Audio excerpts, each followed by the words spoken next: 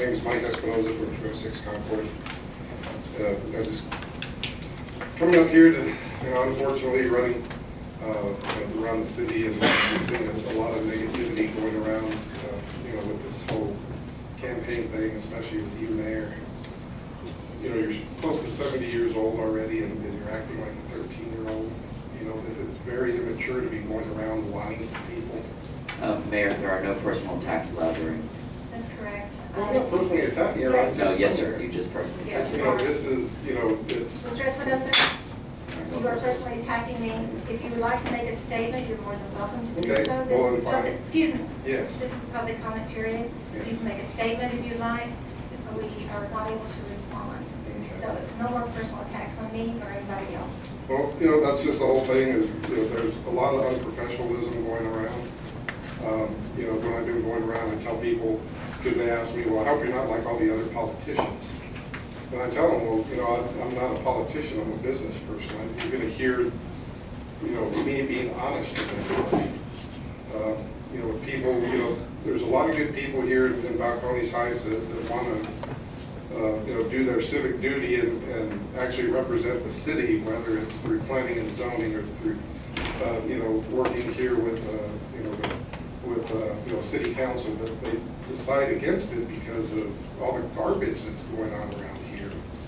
And just the way things are, you talk about transparency with everything around here, but, nobody talks about what's going on with, and of course, since you say that, personal attacks and things, but, when certain people that are on city council that don't disclose, that they're married to somebody that actually is a city employee and don't disclose, the money that's being made for certain city projects, it's just a lot of garbage.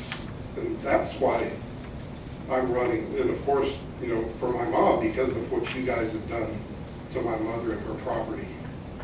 And for you to go around, you, city council. I'm sorry, you're meant to wrap. Thank you, Mr. Espinoza. We're going to move on now to our presentations and reports. We're going to have number A following Chief Dominguez's report.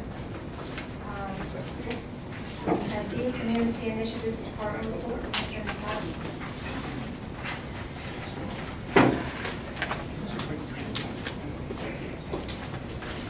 Each of you should have a copy of the March 2014 report.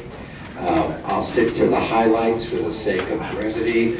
168 officer-initiated contacts. They were given 520 dispatch calls for service, totaling 688. They had 838 traffic contacts. Of those, 504 citations, 632 warnings. They towed 88 vehicles, released 73 back to their owners.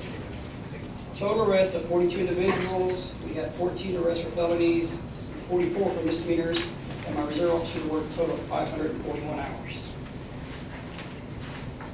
For SNAP, we're going to need 2 months worth of SNAP because we missed a month. So for February, we had 1 SNAP, we actually had 2 at the Travis Motel. We had a controlled substance and had a robbery.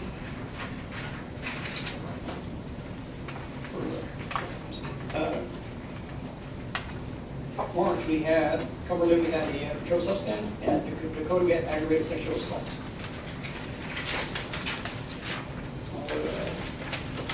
For that cameras audition, we reviewed 2,070. Of those, 1,906 were accepted at an average or 92% approval rate.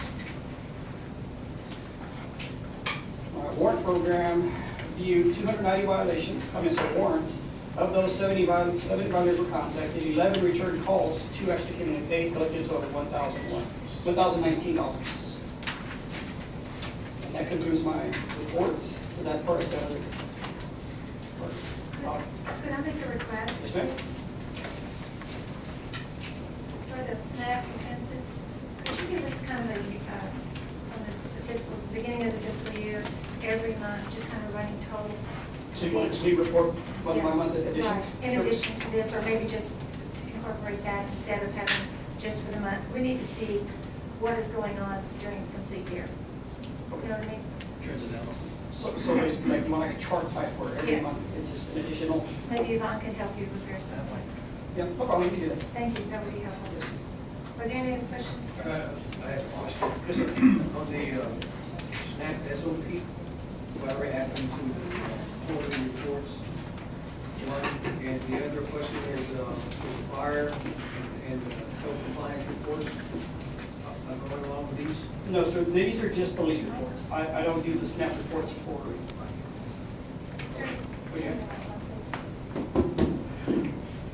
It's on there. Yeah.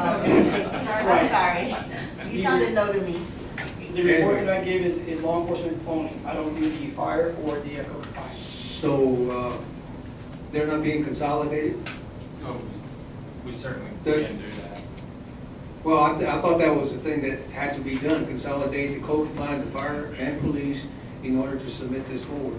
When we are, if I can answer that, the way it kind of works is if we were to file a SNAP-related abatements, then it would be a combination of all the elements of all, fire, health and safety, code compliance. Okay. So this basically what tells you is kind of like the beginning of it, because if there's enough for me to do it, then them two should be able to jump on board, and between all three of us, all three departments, Yeah. we work together for the abatement process. And we tried that when we tried for the Dakotas. We all got together and we got the report together, submitted to the state, before the state said that's not good enough. Yeah. Yeah, so we do work together, but my report itself, like I say, I only generate what's on my department. Yeah, no, I was just wondering because, I mean, if you all are doing all this work and the state is gonna turn it down every time, I mean, what's the sense? What's the sense of, you guys, trying to do something good and that's not working at all? What- And I'm not saying that, just forget these crimes, I'm just saying, as far as reporting purposes. Yeah, one of the things we found out is, that, unfortunately, because we're within the city of San Antonio, they use city of San Antonio's comparison. So when we submitted our report, they compared it to some of the city of San Antonio's offenses. And when they look in comparison, our numbers are way lower compared to what San Antonio, they just did one on aggravated, where they had just all kinds of offenses. And these were a cultivation of over 2 years worth of data that they were able to submit to the state. So when you compare prostitution, drugs, actually they had a homicide there, all these offenses, and along with the health and safety issues that they have, San Antonio obviously is gonna have a lot more of that than we are, but in comparison, the state looks at ours and looks at theirs and they say, y'all don't have enough. Yeah. We're gonna go after the San Antonio offenses. And that's kind of what we felt that the response we got from the state when we submitted it. Yeah, okay, I was just curious what was going on here. Yes, sir. Thank you. Anything else? Okay. Now, I'll continue on. If you'll notice, I have a blue ribbon on my uniform. As everybody knows, this month is Child Abuse Prevention Month. It's just finishing up. We went to a news conference with the sheriff and the City of San Antonio Police Chief stressing the importance of the public involvement in child abuse and encouraging the public. This new campaign is going to encourage the public to report these things. Because as many of y'all know, sometimes people pass by and see what they think might be child abuse, but they're too afraid to call us. So the public campaign is going to be, please call us and let us do our job in order to save these children. Some of the initiatives are swimming without supervision. There are children being left at home alone now that the summer's coming around. They're left at home without any kind of supervision. Children that are sleeping without supervision. Children that are out walking around the streets without supervision. So all these things, there's going to be a public campaign to say, please call the police department if you see these instances. And that's something that we support because obviously we want to protect our children as much as possible. So we are encouraging the citizens and the public to please report, especially children left in cars. Because we know all it takes is 15 minutes and a child is gone in a car, and the temperature's 100 degrees outside. So we're asking our public, please be aware of that, and always, not just for this month, but all throughout the whole year. Any instances of alleged or assumed child abuse, let us do our job by checking into it and letting us make that determination, and hopefully we can save a child. Now, I'm gonna also turn it over to Joseph. He's gonna give a report. We did submit for a grant, and he's gonna give us a report on how that went. Hasn't been approved yet, but I think he's gonna like it, that use these to give us some. Joseph, come on up. Hi, evening. On Tuesday, April 15th, Alamo Area the Council of Governments did the prioritization scoring for the applicants for all the criminal justice applications for the grant funding. Each applicant was given 3 minutes of presentation time to the Council of Governments, who then created a list. Out of 14 applicants, we were listed as number 6 with recommendation of full funding for our project. And that was submitted to the state, which will, I believe, sometime in May, will make the final determination of the funding. That's where we're sitting at right now, is out of 14 applicants, we made number 6. Congratulations, that's wonderful. Thank you. And I should add, this funding is for the purchase of laptop computers for our vehicles. Okay. So we did go and ask for full funding. The presentation that we gave was that we would support the maintenance and the upgrade and everything else once we were given the funding. So I think it worked for us because it showed that the city was also in putting, along with their money, putting our own money in to make it work. And this is a project that'll benefit us not just for 1 year, but for years to come, for the life of the computers, basically. So I feel very confident that we should get funded, which will definitely help us out, because this will eliminate us needing MDTs. These will take care of that. So we'll be able to upgrade to more better computers than we have now. That's great. You know, there's an art to their Yes, ma'am. I feel that we're fortunate to have Joseph with us, because Joseph has the ability and the patience, and also he does the research as well. So it helps us out a lot to be able to get him out there and take care of this. And so we feel fortunate that we have him, and I'm taking advantage of that. And we're going to keep applying for these things, and hopefully we'll be working a few more. Thank you for all your effort for that. Appreciate it. Now, I should mention that next month is National Police Week, or next month is National Police month. Yeah, so because of our date that we moved, we're supposed to do a proclamation, but we'll do it at the end of the month. Because you know how we do it like the second Monday, it used to be, so we would do it for the month. But I didn't think about that till the other day. I was looking, I was like, oh no, it's too late to submit for proclamation. We'll take care of that next month. But that's what we'll be going to. We'll be attending a lot of events next month. I may be scarce. There's a lot of things, memorials and stuff locally that I'll be attending, and we've been invited to attend with Santa Police. So we'll be going to some of those things, and you can see us on TV a few times. With that, I'll conclude my report. If there's any other questions. Okay, now I'd like to introduce Ms. Elena Alonso. Ms. Alonso is with the Bexar County Dispute Resolution Center. She's come to us to give some information for our citizens that we feel is very beneficial. It's a free service, and I think that we've already utilized her a few times in ours. I think Mark's used her a few times, and it's a service that I think will benefit us as a city. Ms. Alonso. Thank you. Good evening. Thank you for having me. I've never used a microphone before, so it's my first time. My name's Elena, like you said, and I'm from the Bexar County Dispute Resolution Center. And what we have to offer is mediation. We are a county agency, and we were put together by the Commissioners Court back in 1984.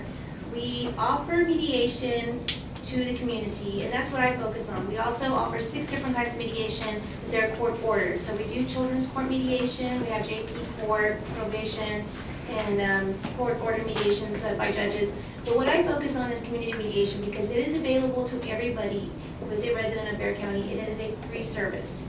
And so what I like to do is encourage, if you don't have a dispute, or if you know somebody that has a dispute, like he's been sending people to us, and so is the chief, to send them to us. What we do is we can help on the level before it gets to court, before it turns into something that needs to go into litigation. Right now, when we have mediation, it is, we have an 80% agreement rate coming out of the mediations, which is a really high agreement rate. We have wonderful mediators.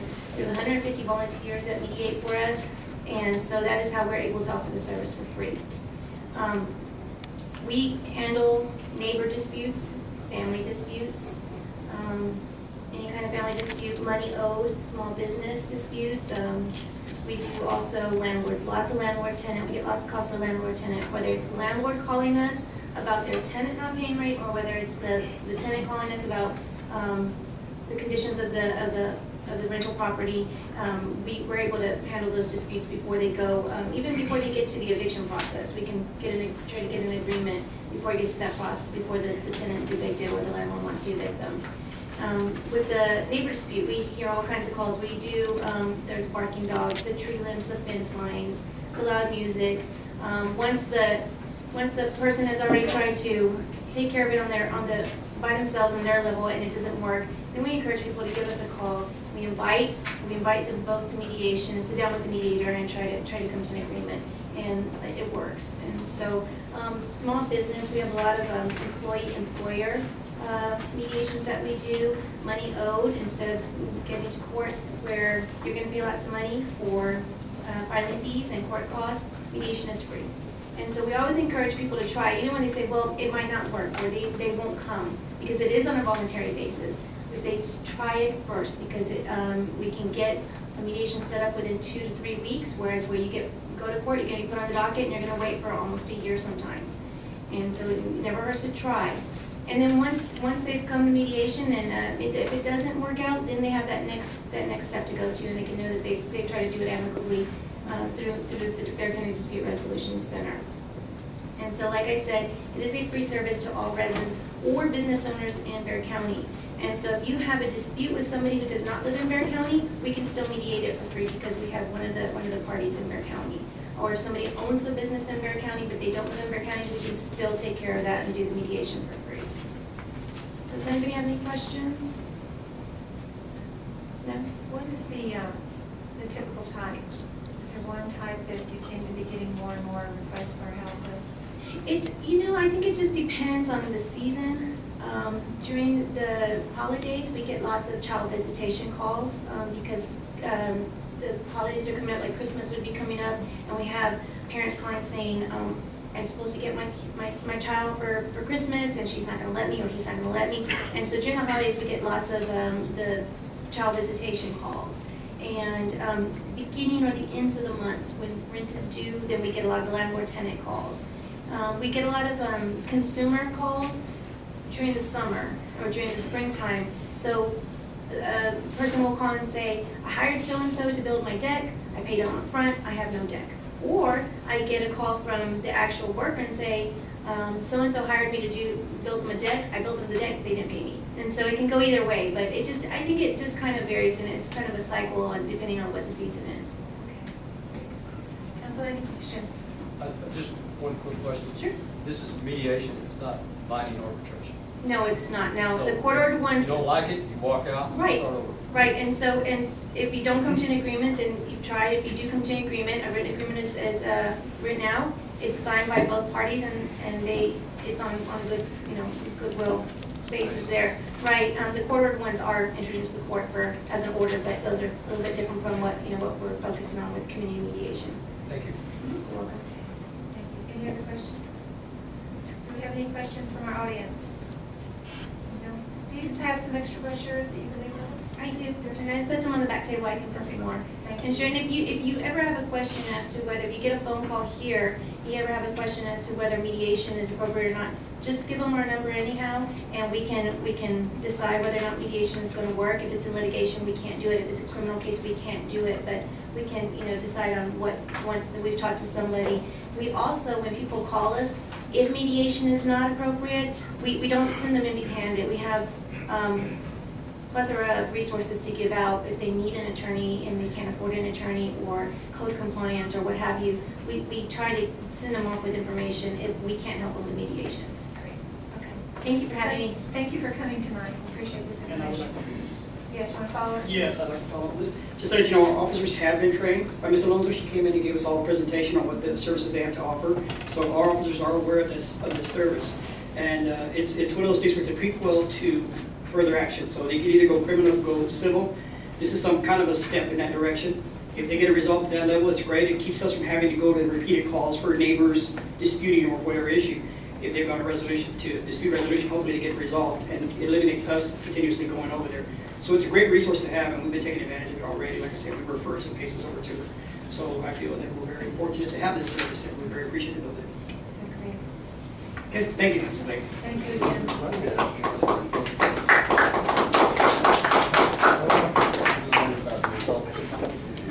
Now, Dean, our fire department report, your chief Rance.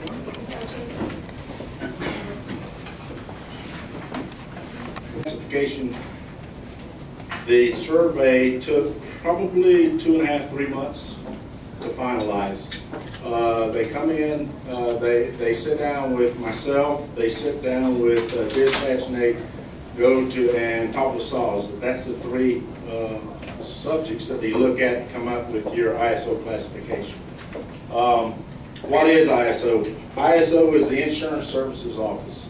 It's based in New York, and it's just an advisory organization.